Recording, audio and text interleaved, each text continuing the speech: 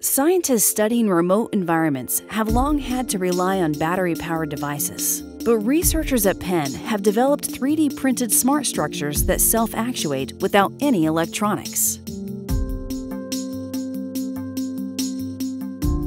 The exciting thing about this approach is we're embodying some degree of intelligence or logic into a 3D printed structure, and not requiring a battery, a motor, an actuator can open up some new design areas in how we even construct devices for things like remote monitoring or ocean sensors and so forth. This idea is kind of inspired from nature, like the Venus flytrap, and this is also something without very complicated circuits designs, external energy input. So there's some level of intelligence or sort of logic embodied into the system, into the leaf or into the plant, saying, if this happens, then close.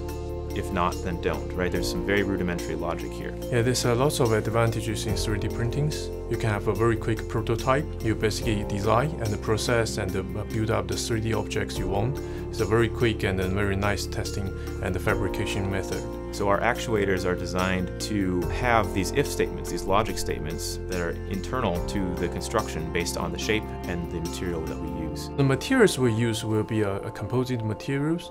Basically, we have microfibers in the softer materials. So in this, for fabricating this, we have to go through like a mixing process, which have a powerful mixer in our lab. And then we have a 3D printing setup, and the printing process will be extruding the materials from the small nozzle, which in our case is several hundreds of micron size, which is a pretty small and precise fabrication process. It's the material that governs what are the stimuli that this system responds to. So what we have working in the lab right now are these silicone-based materials. They swell in response to nonpolar solvents, things like industrial solvents, oil, things that maybe you don't want in your environment.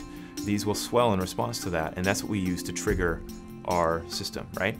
We also have a hydrogel-based material. These are materials that respond similarly, but to water instead of to these sorts of solvents. So these are materials that can be programmed to actuate when certain moisture is at a certain level. Our goal in putting logic into this material and structure is not to make a sort of mechanical computer, but there are simple sorts of functions analogous to those in nature that we're hoping to be able to capture.